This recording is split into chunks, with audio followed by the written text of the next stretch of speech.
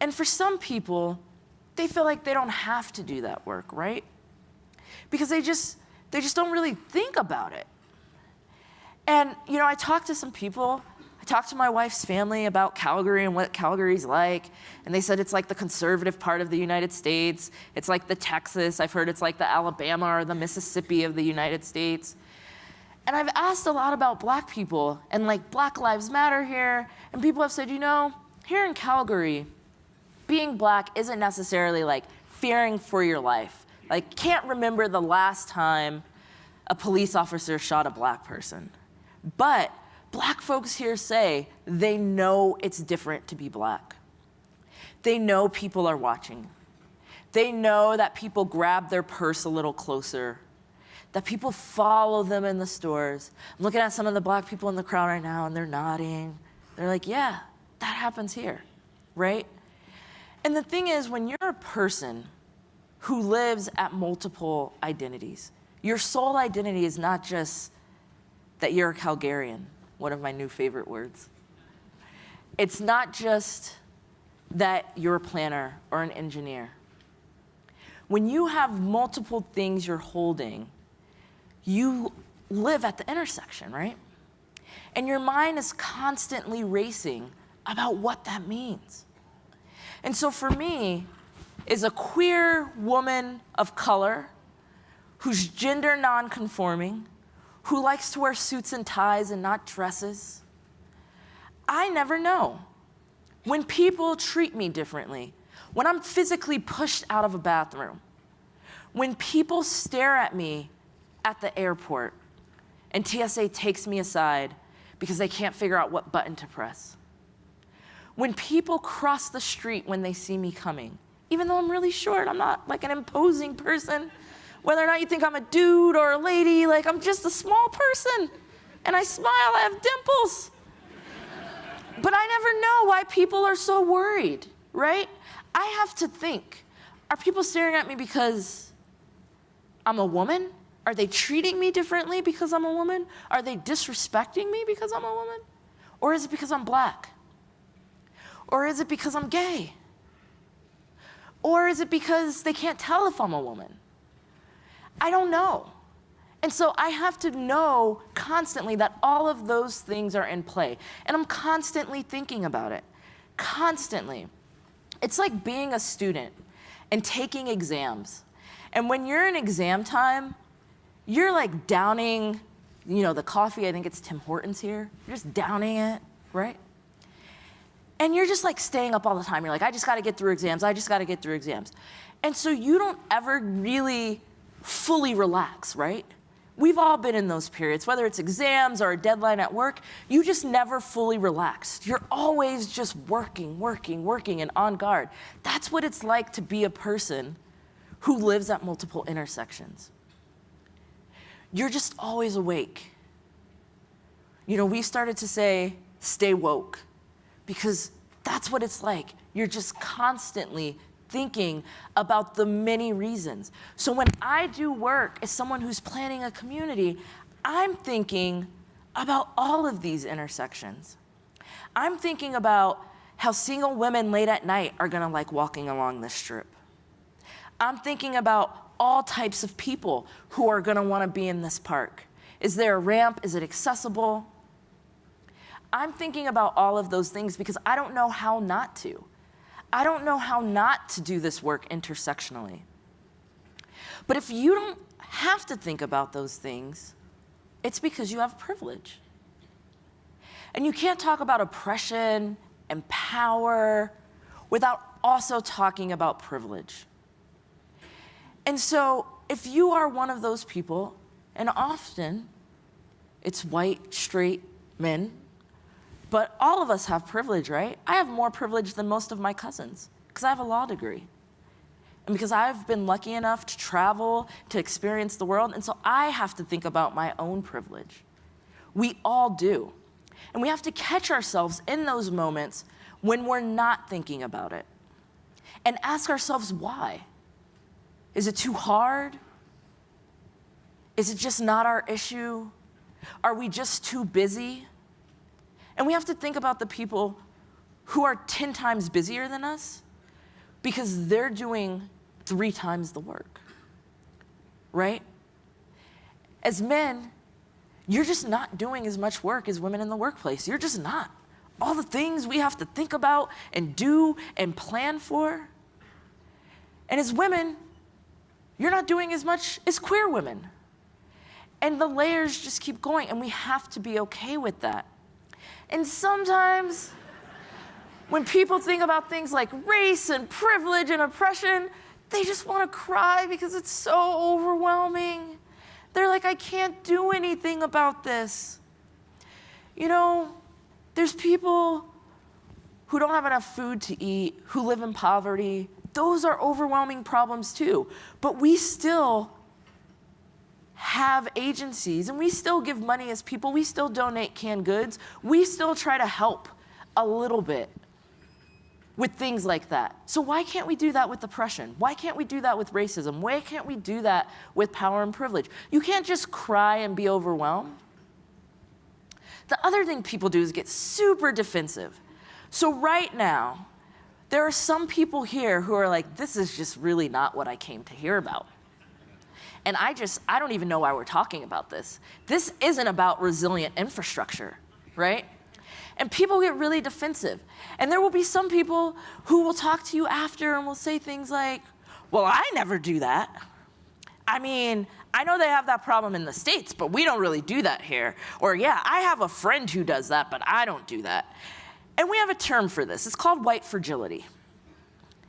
And what it means is that you get so stuck trying to defend yourself because you're so fragile.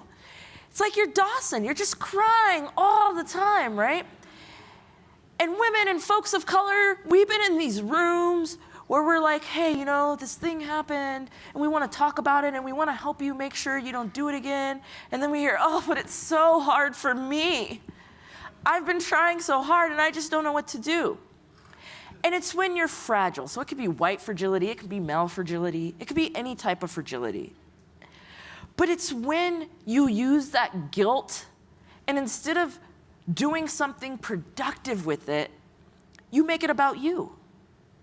And if someone is coming to you and telling you that oppression, our power, our privilege has been at play, and that you need to talk about it, and you make it about you, then that's one of those moments where you have privilege and you just haven't stopped to think about it. And so sometimes you're then like, wait, I'm sorry. This is Justin Bieber, the one person in America we're all glad is Canadian. And so, you know, people feel like, well, if they don't get defensive, the other thing people do with this guilt is just start apologizing like crazy.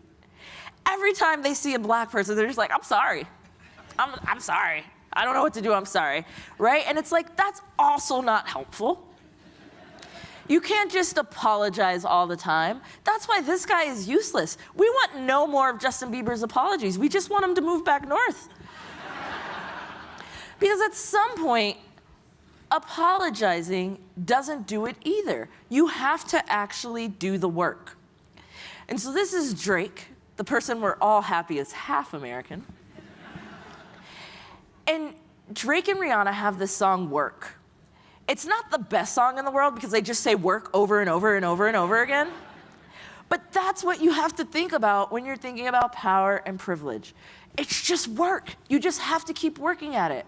I have to work at it all the time. I have to work at the ways that I think about race. I have to work at the ways that oppression and structural, systems that we have in place in the United States have impacted me and how I see things. My wife always reminds me of the time that I first moved to LA. And I was like, babe, I gotta go to the gynecologist. Because that's what happens when you're in gay relationships with another woman. You just share the gynecologist, right? Why find two when you can just use the same one? And so she's like, oh, you should go to my doctor. She's great. She's in Pasadena, which is like a really nice neighborhood in LA. Predominantly, I mean, it's actually mixed, but it's a lot of white people with a lot of money. So she's like, you should go to my gynecologist. in Pasadena. So I go, I get undressed, I take off my pants, I'm laying there, and in walks this black woman. And I was shocked. And I went home and I said, babe, you didn't tell me the gynecologist was a black lady? And she said, well, why did you think she wasn't? Right? Because I have my own biases. Because I've been raised in a society where my people have historically been excluded from educational opportunities, and I don't know a lot of black doctors. I know a lot of white doctors. I know a lot of Asian doctors. I do not know a lot of black doctors. And I don't know why it was more embarrassing to have a black woman look at me down there than a white woman, but it just was. But my wife had to remind me that we all have to constantly do that work, just over and over. We have to constantly question, why am I thinking about this in a certain way? And it doesn't mean I'm a bad person. It doesn't mean I don't like black people. I love black people. But it just means that sometimes we're not fully thinking about the situation. Because all we're thinking about is diversity. We're thinking about these 90s clip art pictures where you're like, oh, throw a dark face in there. Is there a guy in a wheelchair? Will him to the front, will him to the front. Look at our group. It's so diverse, right? And all diversity is saying, we're gonna bring people with different perspectives and experiences to the decision-making table. And so sometimes in this work, that's what we think will build inclusive infrastructure. If we just bring different people to the table. But you can't build inclusive infrastructure with diversity, because diversity isn't inclusive. Inclusive is not just bringing people to the table. It's bringing people to the table, making sure we're all mixing together, and the most important part is, do those diverse people have any decision-making power? Because if I go and look at an organization, whether it's a company, whether it's a government structure, or whether it's a nonprofit, if all the people at the top look a certain way and are all men, and we say we care about diversity and inclusion, and it's only the people at the bottom levels who are diverse, and we only put them in our departments that are about diversity, then are we really inclusive? If we're inviting community members to share their opinion, but then their opinions don't really impact our decisions, is that really inclusive? Spoiler alert, no, it's not. You can't just be diverse. You absolutely, positively have to be inclusive. And that's the hard part, because inclusivity is slower. When you're getting opinions and you actually have to listen to them, it's a slower process. Now, does it pay off in the long run? Yes, because you have more buy-in, because you're more thoughtful, because your infrastructure will truly be more inclusive, but you have to put in the work up front. And you have to understand the difference between equality and equity. And the thing is, a lot of people have seen images like this, whether or not it's people peering over a fence or people trying to get books off the bookshelf. It's this idea, and I think sometimes in this work we do this a lot. We look at a city or we look at a jurisdiction and we say, okay, we're gonna do this thing, but we gotta make sure everybody gets a little bit. But if you just make sure everybody gets a little bit, right, it's still gonna be unequal. My wife is really tall. She played basketball. I'm really short. I played basketball, not as well. And if you give us both the same size stool, I'm still not gonna be able to reach stuff because I was already at a disadvantage before we started. And so if you're just doling out equal amounts of bike lanes, of infrastructure, of stops, of resources and money, of meetings, if you're just doing equal amounts in every area, the communities and the people that were already left behind because of years of structural oppression and neglect are gonna continue to be left behind. Equity is realizing that the people who have the least have to get the most. And that isn't always politically easy. You need some strong political will to get that done. Because every elected official who wants to be an elected official wants to be able to say, well, I got mine for my people. But you have to realize that if we're really taking care of each other, and if we really care about uplifting everybody, then we have to acknowledge that there are certain people who have always had less, and they have to get more. And then that next level, once you understand equity, it's just getting rid of the stools and the shelves altogether. It's just making sure the resources, the books, the education, the knowledge, they're just there for everybody. It's saying you don't have to climb and you don't have to, get this assistance. It's really making sure it's available for everybody. And so we like to say, we want to empower people to get up on that stool and grab that book. But once you get equity, the next step is to move to co-powering, not just empowering. Because empowering is still saying, I'm the person with power, I'm the person with privilege, and now I'm okay giving it to you. Now I'm okay giving you this stool. But at some point, you gotta get rid of all of that. And you gotta realize that the power is with the people. You have to work with them to get to the results you want. And how do you do this? How do you do this if you're not a person who's living at multiple intersections? Everyone says, well, I want to be an ally, I want to be an ally, I want to be an ally, especially in June. It's Pride Month, I want to be an ally, I want to change my Facebook picture to have a rainbow, everything I like this month is going to be the little rainbow, it's not going to be a thumbs up, I'm such an ally. But being an ally is more than that, it's actually taking action. It's moving beyond being an ally and being an accomplice. You have to not just help the people who are trying, you have to be part of that work.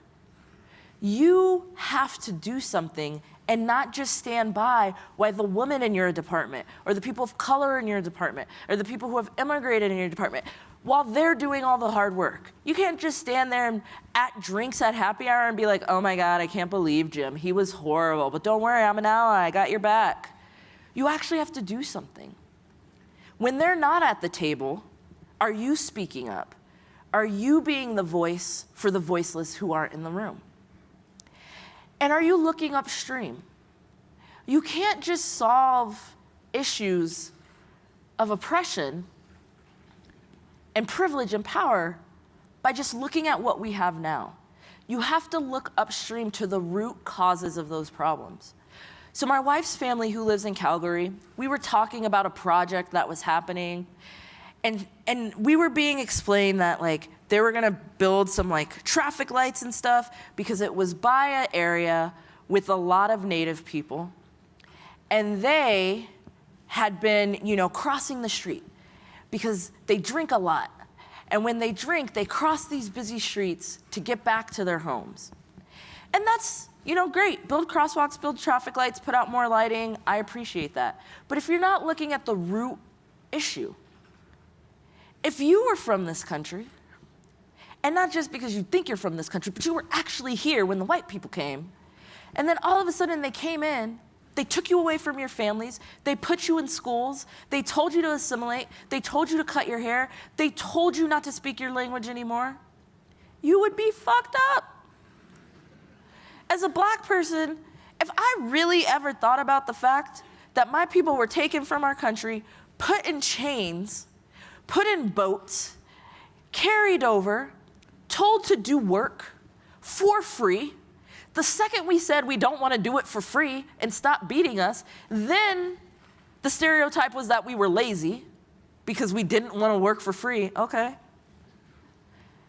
How would you feel? You might say, well, I'll move up north to Canada. We're still folks here, still know that they don't really get treated the same way, right? And that takes a toll on you. Because whether it's an aggression that you see fully, like being taken out of your home and put in a school, or it's a microaggression, seeing the woman hold her purse a little tighter, having someone constantly second guess you, those things take a toll on people. And so we can talk about the traffic light to help us cross the street better, but we also have to deeply understand the struggles that certain groups of people face And we have to not be afraid to think about that as we do our work. And to think about not just how it impacts them, but make sure it has an impact on us. Because they don't have a choice whether or not they feel that, or whether or not that's a part of their culture and their history. So you don't get to turn that off either. You have to be thinking about it. And the thing is, when we think about these things, sometimes it's hard.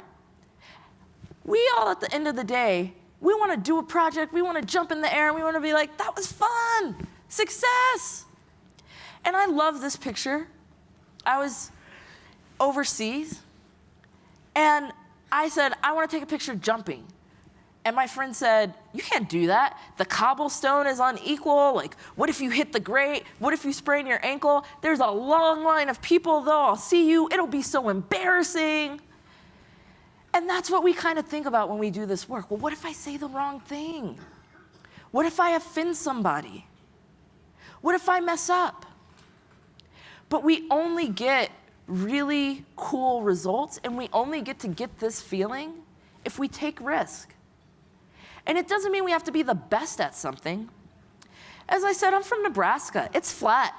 There's no skiing in Nebraska. None. We made a hill that you can like man-made ski on, but it's horrible, it's stupid. So the first time I moved to California, my friends were like, we're gonna go skiing. And I'm like, black people from Nebraska do not ski. They're like, no, it'll be fine. We'll take you on the bunny slopes. This was my first attempt at skiing. It was horrible. But sometimes you have to be willing to do the thing you're really bad at that you've never done before. Because now I ski a little better. Not much better, a little better. Because I was willing to try. And you have to remember, bringing us back to privilege, if you think something's not your problem because it doesn't impact you personally, remember, that's privilege. And that's the very moment where you have to speak up. That's the very moment where you have to do something. Because if you don't, that's when things end. That's when people get choked on the sidewalk. That's when people get shot by police officers. That's when people get hit crossing the street. Because something didn't impact you personally, and so you decided to stay silent about it. That's when women leave the field in droves. That's when people of color don't even apply for jobs because they know they won't get them. You have to be the one who says, even though this doesn't impact me personally, I need to say something. Because remember, there are women, there are queer people, there are trans people, there are immigrants, there are people of color who can't ever stop. They never get to shut it off. They never get to stop thinking about the intersections at which they live. When they're at work, when they're at home, when they're hanging out with their friends, they never get to stop. They are always awake to the ways in which who they are impacts how they move in the world.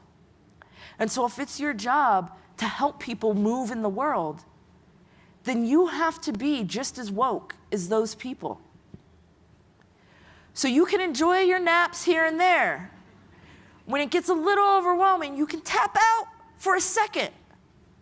But even if you take a nap from time to time, remember, you can't do your best work. You can't be resilient. You can't plan and engineer inclusive infrastructure if you aren't staying woke.